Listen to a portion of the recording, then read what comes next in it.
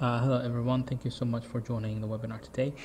Today we will be talking about how to configure S-Series PBX as well as your network environment to make sure that your system can make remote connection. So this is our topic today. I believe I will offer you some very useful information. Hopefully you will enjoy the webinar today.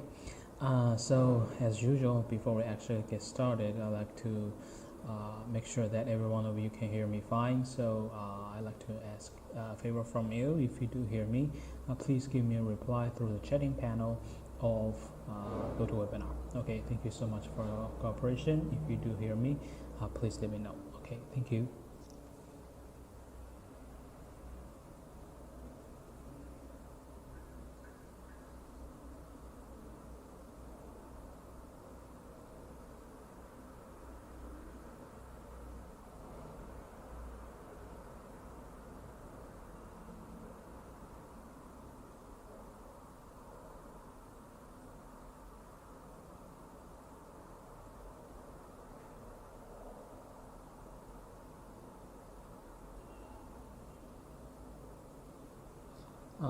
Okay, thank you so much for your reply. It seems like you can all hear me clearly. Then let's get started with today's webinar. Okay, today, as I have said, our topic is to make a remote connection with your telephone system built based on S-Series PBX.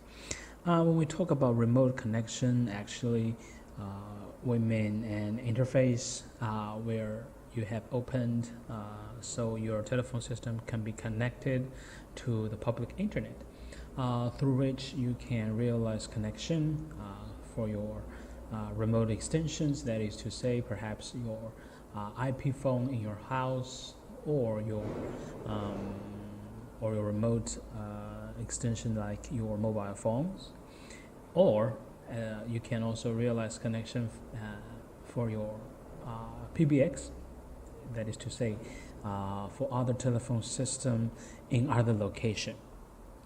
Perhaps you have a branch office, you have a factory that you would like to connect to your headquarters. That's totally that's totally applicable. That's totally okay.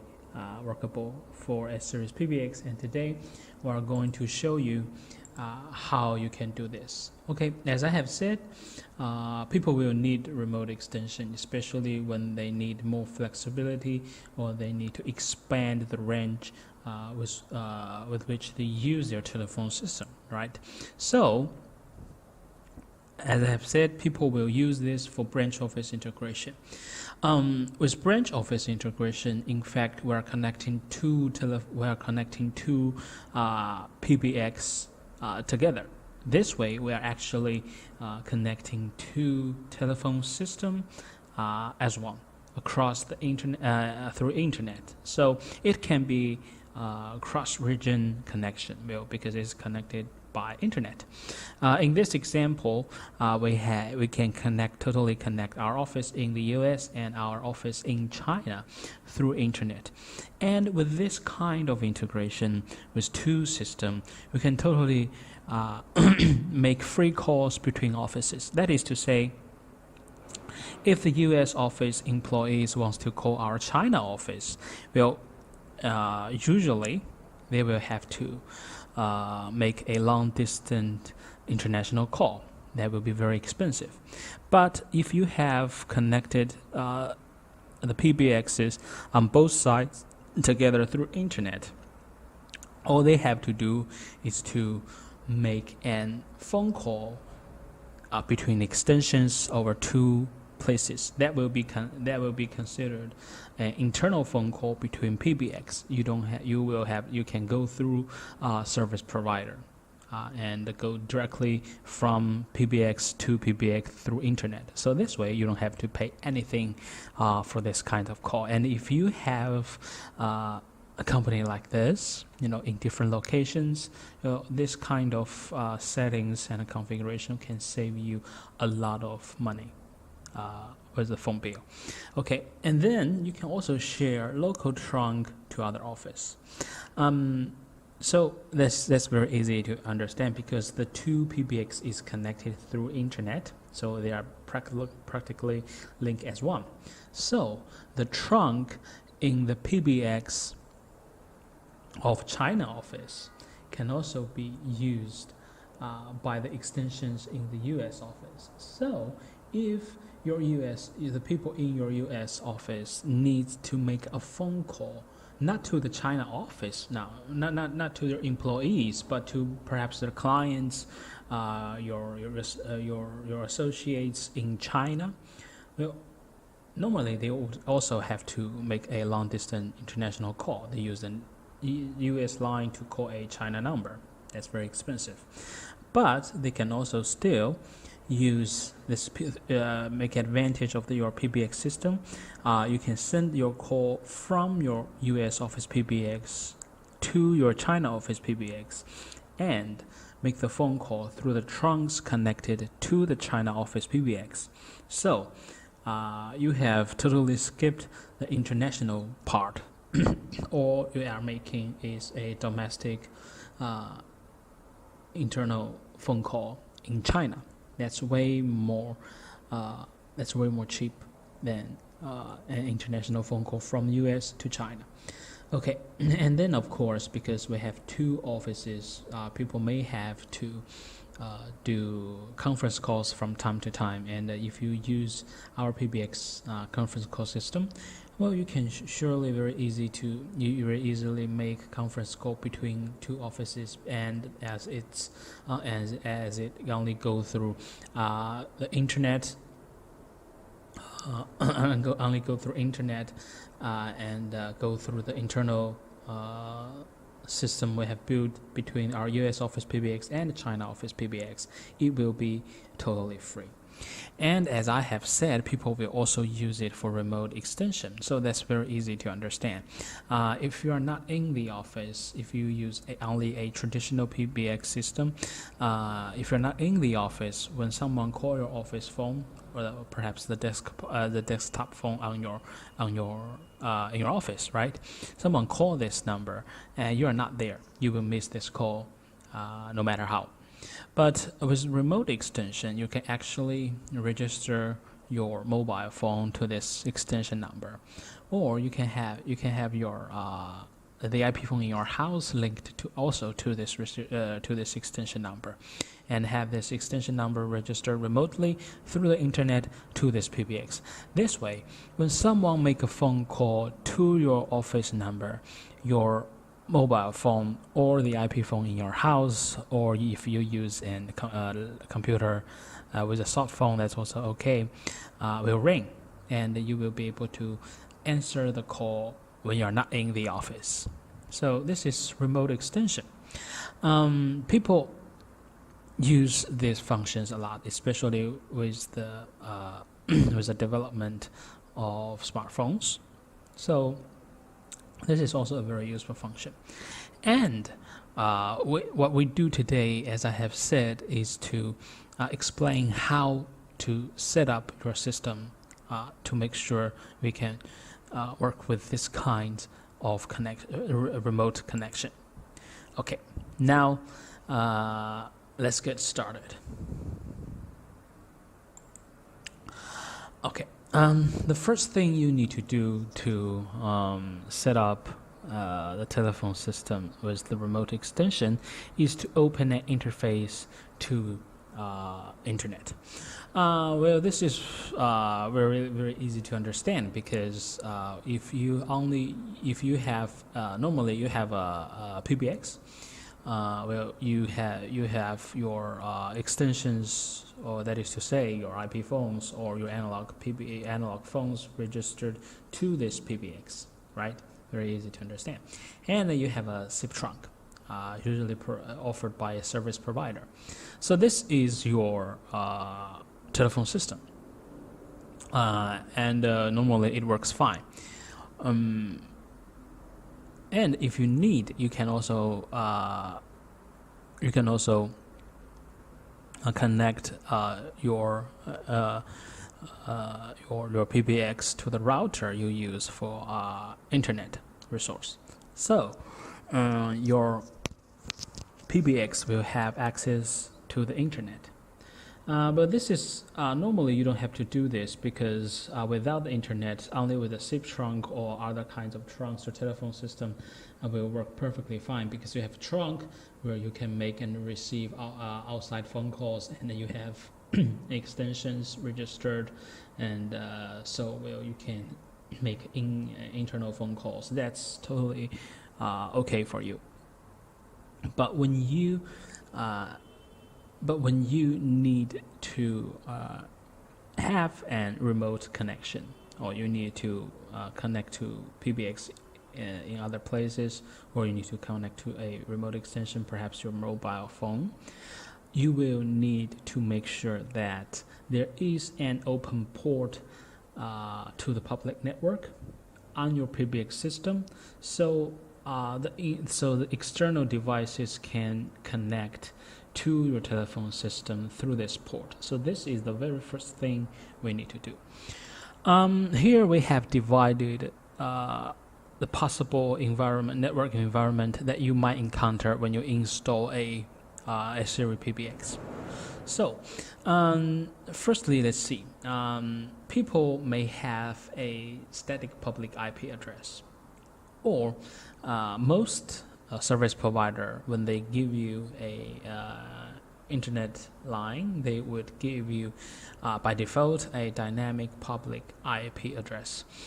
In many countries, if you need a static public IP address, it will cost you quite some money, and so a lot of company won't consider acquire a static public IP address. Well, because all of us know IP address is a limited resource. If you take a static IP address, of course, you are taking a part of the part of resource for the whole world. Oh, naturally, you will need to pay. This is real. This is reasonable. So, if you have a static public IP address, that is a that is like the address to your house. You have a static non-change address to your house. So anybody with this address will be able to find your house. With static public IP address, then anybody on the internet can visit your system with this public IP address. So if you have a public IP address, your internet service provider, the ISP, here we actually mean internet service provider. So the internet service, you can directly get your network, your internet connected to the PBX. We support PPPoE, and you can directly have this line connected to the PBX. Well, that's one situation, and more likely people will at least add one router before their PBX. Well, so that they can actually have some extensions, some IP phones connect to the system, or perhaps they have the router is also connected to other devices, right? If it's Wi-Fi, then then if the router support Wi-Fi, then the employees' mobile phone, their laptop, all will be registered to this router. So all will be connected to this router. So more likely you will have the internet service provider's line with, and after that you will have your router. That's our situation B, and behind the router you connect your PBX. Okay, well, if you have a client with dynamic public IP address, then that's the same issue. Well, the line can be also directly connected to the PBX, even though they don't have an static public IP address. Well, the IP address will get changed from time to time, but you can also directly connect it to the PBX. Or you can have the line, you then connect it to the router, then after that the PBX. So that's our situation D. So these are the 4 possible situations that you might encounter when you install a PBX: static public IP, dynamic public IP. Okay, for different kinds of network environment, you will need to do different things to open the interface. Now let's go through them one to one. Okay, if you have the situation B, that is static IP address service the internet line directly to the PBX, then congratulations, you don't have to do anything. The PBX is already connected to the public internet, and the port is right there, directly to the PBX. Well, this is very unlikely choice, but it's possible, and I have to say, it's insanely dangerous. So people can just go through your system very easy, because you have static IP address, it is connected directly to your telephone system. You will have a lot of hackings or fraud calls. But if your client decide they want to do it this way, then less work for you. Okay. In situation B, the IP address is still static, but you have a router. So the PBX is behind a router, and at the same time, other equipment might be connected to the router as well. So what you need to do here is to do a port forward, to forward a port for this to this PBX. This way, you will, because if someone visits the static public IP address, they actually get to the router. That is to say, they are in front of that is like they are in front of a big building with like 10 floors, right? They know your PBX is right in this building, but they don't know which floor, they don't know which room it is located. They have to find this out. So with the port forward, you are giving them which floor you are in, the number of your room, so they can go through your router and directly find your PBX very easily. And they don't need DDNS. What DDNS? Because the public IP address is static. It doesn't change at all, so you don't need to set any DDNS. That's very easy to understand. And then we have dynamic public IP address. So I will put it very simple here. When it comes to if your client use dynamic public IP address, you will have to set DDNS. Well, because if it's a dynamic public IP address, then as I have said, the public IP address will get changed from time to time. You will need DDNS service to convert the changing dynamic public IP address to one virtual IP address, but it's static, through which visitors outside your telephone system, outside your network system, can get to your internal network through this fake. Let's say fake. Maybe it's not technically accurate, but it's easy to understand, and it's not that wrong. So let's say fake. Your fake static IP address. So if your client use dynamic public IP address, most people have that. You will have to set DNS for this. And as I have said, if the client have their telephone line, have their internet line directly connected to the PBX, then you don't need to forward any port. No, that's just it. You set DNS in your PBX, and that's okay. That's it. But if they have a router, then you will have to do two things. Firstly, you will need to forward ports. So the outside equipment, visitors can go through your router, and among all the equipment that is connected to the router, they can accurately find the PBX, which is their destination if they want to visit your telephone system to register and make phone calls. And you need to set DNS, right? Okay, so this is the basic stuff, and I believe some of you is already pretty familiar with that. So I'd like to talk a little bit about DNS settings. If you have your PBX directly connected to the internet, the provider's line, and of course you need to set DNS in your PBX, because, well, only your PBX can do that. Then our PBX also supports DNS service, but you need to get the service from a third-party service provider who just offer DNS services. Well, that's very easy to find. Out. Here in our company, we use dynds.org.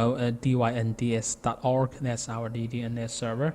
You purchase for service from them, and you will get your DNS. You can set it right in the PBX. But if you have a router set before your PBX, then you need to make sure if your router support DNS. If your router has integrated with DNS function, we suggest that you set DNS in your router. So this way, you don't need to set anything in your PBX. And for nowadays, most of the routers a company would purchase has already integrated with DNS configurations. So, but you can set it in routers. But if you don't want to, or your client's router don't really come with DNS function, then you can set it in our PBX. As I show you in this presentation, you find it in the system page in network. You will find DNS settings, and just put everything in here. You click save, and that's it. So this is how you set DNS in PBX. You purchase from a DNS provider, you put in everything in your PBX or in the router if a router is included in the system and support DNS.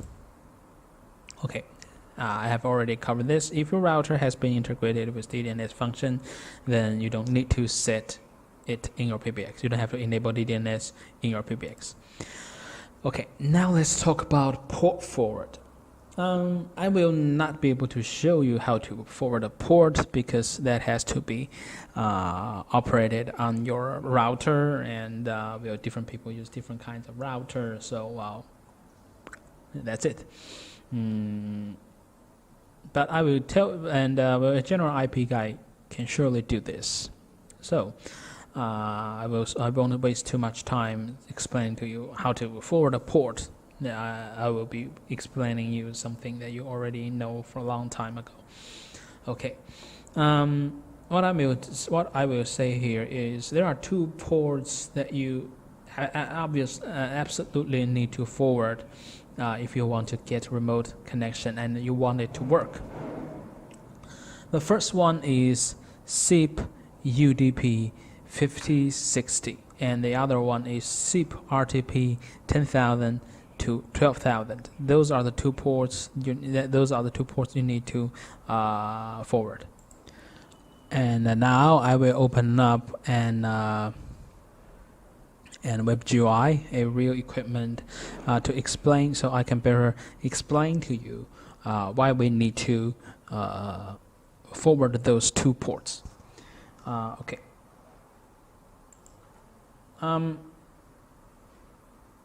Okay. This, as you see, this is a real equipment, and let's open up settings. And in settings, we have in PBX we find general, and now we go to SIP. Okay. Here you can actually see the two ports we need to forward: the UDP 5060 and the RTP 10,000 and 12,000. So UDP port UDP 5060 is actually for SIP registration.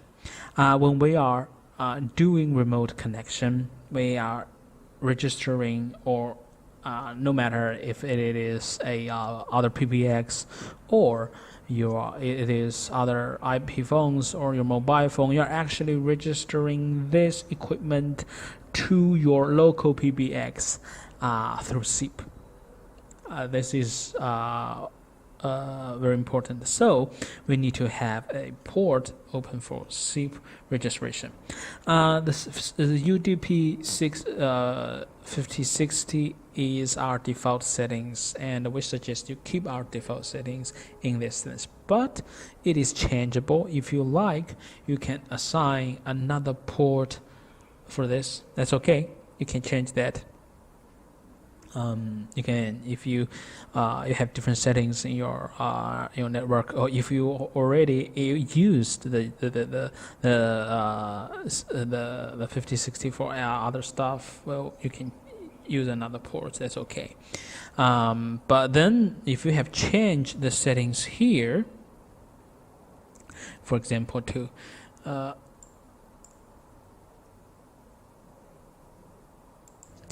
I have changed the port here, for example, to this port. Then in the port forwarding we have just mentioned, you need to forward UDP 1001, not 5060 anymore. So essentially we are going to forward the port, the UDP port that we use for SIP registration. This configuration will be found right here. Once again, we strongly suggest that you keep our default settings. Don't change it unless you have to. And we need to also change RTP 10,000. We need to also map out RTP 10,000 to 12,000. These ports are for audio streaming. Well, that is to say, the SIP trunk, the connection is realized through the UDP port 5060 by default. But when you are making phone calls, you are sending a data package with audios. That is our audio streaming. This will go through RTP 10,000 to 12,000. This is what will happen here. So all general data exchanges, data transmitting will go through our RTP port 10,000 to 12,000. So that is to say, if you have problem with this forward port, that means you can realize connection with the two PBX, but you cannot make any phone calls because the data transmitting would be wrong. So those are the two ports you will have to forward when you are setting, when you open and remote connection. Okay, so when we are done with all this, we have generally already opened up and interface to your public network, to the public internet. And well, people are well, I have received some questions or some doubts about this, because once you open an interface to the public network, that means possible risk of being hacking, or as I have said, fraud calls, because when you don't have any access, when you block your door, with bricks or fences, well, it is safe because outside world don't have any access to your house. But once if you need to communicating to the world, you need to open the door and tear up your fences. That is our internet. That is one interface in your local network to the public network. So danger may come. You will have a risk of being hacked through this port. Like when you have a door, if you have a house without a door or have the door blocked, well, it's you know you're safe in there. But if you open a door, will possibly thief or thief might get in, right? So people want to people want to block the interfaces, other interfaces, to avoid hacking as possible as they can, and only leave the ports that they use to make incoming and outgoing phone calls. When you only use SIP trunk or other internet for this, other ports for only for to making phone calls, it's possible. But as for now, if you have a public interface to the network, yes, of course, you can set your firewall rules. You can set your auto defense rules in our PBX.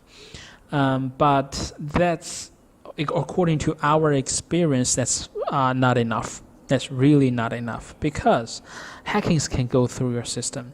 They can go through your through extension. They can go through right through. They can go from right through the extension. That's how technology has come for, has advanced to, and that's how far the technology has advanced to, and we cannot totally avoid this. But as I have already, I think you already know that we support VPN, so our PBX can work as a VPN server. So you can enable a VPN server in your PBX to ensure the security here. So if you use your PBX as a VPN server, other PBX as a VPN client, or one PBX as a VPN server, and other IP phones or other mobile phone as VPN client, you have secured your system pretty well. So, with VPN, you cannot avoid people getting into your system, but when they get in, they cannot understand a thing happened in your system, because it's encrypted, pretty tight. Okay, so I took a few minutes to explain the security. Because what we have here is a PBX. It's not a hardware firewall. You have to understand that. If we can integrate a hardware firewall, but that will mean that this PBX will cost way too much. That's probably not very good idea for business. So for this, so we have VPN, we have firewalls, firewall rules, so you can secure your system pretty well. But as I have said, I need to explain this again. Firewall rules, if you have already forward interface in your router, the firewall rules and the firewall and auto defense it will work, but you will need some other ways to really secure your PBX. Well, okay. Okay, let's move to the next part. Set NAT for remote extension. Well, this is very important. If you try to use the interface you just opened for remote extensions, then you need to set NAT. Okay, now let's get back to our PBX to see how to really set up your NAT. Okay, let's go to our PBX. Okay, so firstly, in this same page, you see SIP. After general, you actually see NAT. So with NAT, NAT actually means network address transmission. Network address translation. That will make sure that the equipment in your local network that only have a local IP address can visit your, for example, your router with the public IP address to communicate to other equipments in the public internet. So we need to set NAT here. So by default, it is disabled. Well, you will need, if you want to use NAT, you will need to enable NAT type. Here, well, with NAT, we have actually 3 options for you. The first one is STUN, the external IP address, or external host. Well, you can have your own STUN server. You probably will find a STUN server over the internet. It can be free. It can you can purchase STUN service as well. You putting the STUN server address here, and well, that's our STUN service. It's not what we are going to talk about today, because well, you still need your client to purchase STUN. So if they don't have STUN, and well, that will be a problem, right?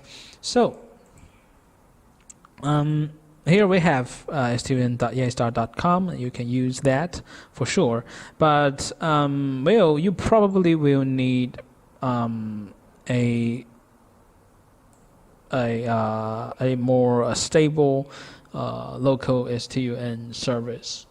Because well, our server because for STUN it's very important the STUN server being stable.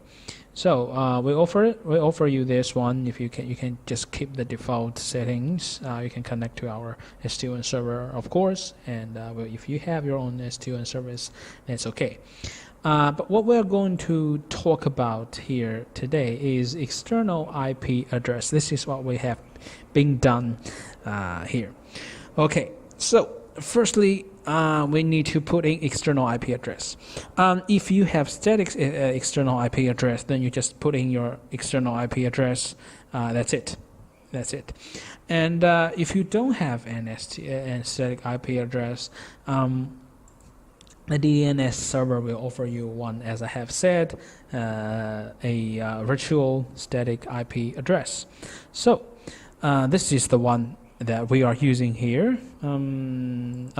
This is the one we are using here for this example. Well, you put in the IP address. This is the IP address you get from a DNS server, and the port.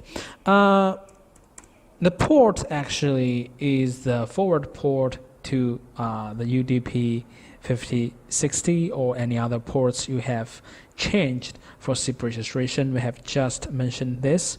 Well, in this router, the port is 7010. So here you put 7010, but this port is forward to 5060. You need to know that. Okay, and then after this, here you have local network identification. So let's see. With the local network identification, you actually defined the segment of your local network. Then any data exchange, any visits from this segments you sit here will be considered local network. But of course, you can change it a little bit so you can make sure that your local communication is easier. So if you have changed it to 00, then your segment the limitation will be way wider than here. Okay. Then the former one. Okay. And of course, you can add more than one identification if you have multiple segments for a local network. Well, you can set this, you can set them all here. And in NAT mode, we have actually 4 mode: yes, no, never, or route.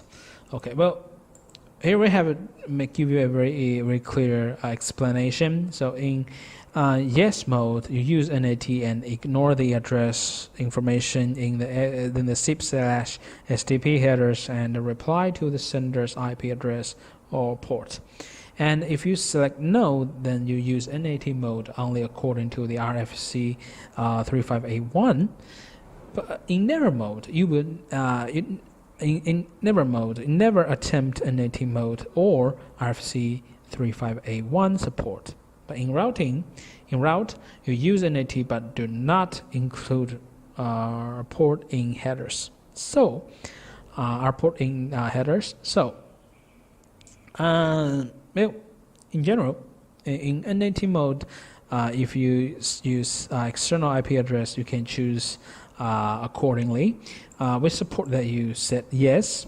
Okay, you click save, then you have finished the NAT settings. But it's not over. You need to still go to extensions and open up NAT for the extensions that you want to use for remote extension. So I will use this extension 1000, and in advanced, here we have NAT and register remotely. You need to they are enabled by default. You can just check them to enable the extension. Okay, so this is the NAT settings. Very easy to understand. Okay, if you have done everything here, you can register your remote extension to your PBX. So all you have to do is to put in the virtual IP address you get from the DNS or the static IP address you have acquired from your service provider. You put all the informations to the your remote equipment, your IP phone, your soft phone, your smartphone, and well, they will realize this registration automatically. So that's just it. You have finished everything in your PBX side. You put everything. You put once again. You put your IP address, well, your registration name. So everything here in the extension settings to your in your remote terminal, and that's it. So the registration name and the registration password. Here you have to remember those two things to make to do remote registration here. Okay, that's it. And if you use our Linkas app for mobile phone connection, for mobile phone registration, then you will need to use the user password. This is the password for user login. You use only this word for user registration. Okay, we have done with the we have the extension. Now we are going to talk about how you can set how you can connect to other PBX. So this is what I have said. You do peer-to-peer registration for remote PBX. So when you are connecting two PBX together, as I have said, we open a port in your network so outside equipment can visit this equipment.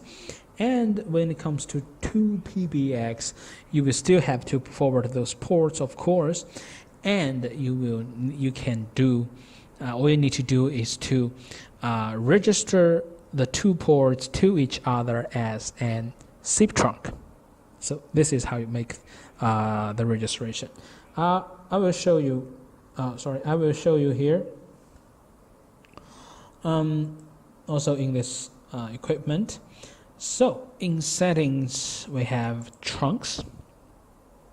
We can add a new trunk here. Okay, so in trunk type, we have register trunk. In register trunk mode, you will have to put in provider name, host name, IP address, domain, username, password, all those stuff. This is clearly for SIP trunk you get from a service provider. So it's not what we need right now. We find peer trunk. In peer trunk, you put in provider name, you put in the IP address, and you define the port. Okay. Let's do this. So, in provider name, this provider name is only if you are using a peer trunk, then this name can be anything you want. You can put in anything you like to make sure that you know which equipment it is. So you can just put anything. Let's say SPBX China. Okay, that's it. We can identify this trunk now. Now in host name, we put in the IP address. Well, the fake IP address we get from the service provider, from the DNS provider, or the static public IP you have. Oh, it can be anything. Okay, the IP address you put in here, and here, as we have already forwarded this port 5060. Well, because as I have said, the port 5060 is for SIP registration, and we're actually registering this two equipments to each other. We need to use this port, but we need to use the port that we have forwarded. So because it's a remote connection, the forward out port for 5060. Okay, so this is the forwarded port, and of course, if you use other protocol for transmission, you need to choose accordingly here. Okay, and then we need to set the domain. Well, you can see the information here. VoIP provider server domain name. If the provider has no domain name, fill in the IP address. Well, we are using an IPPBX. Clearly, there are no extra domain name here. So we just put in the IP address. We click save.